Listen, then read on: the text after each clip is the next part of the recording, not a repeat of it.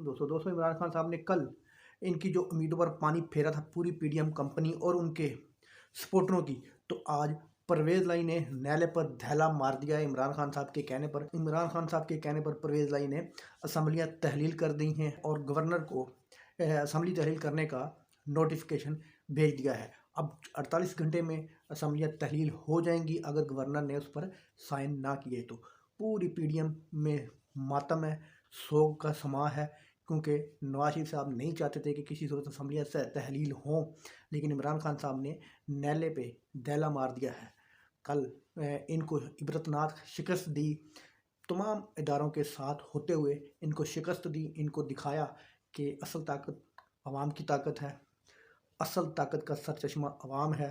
आज इमरान खान साहब ने नैले पे दैला मारा है और असम्बलियाँ तहलील करने का हुक्म परवेज़ लाई ने जारी कर दिया है। अल्लाह हाफिज़।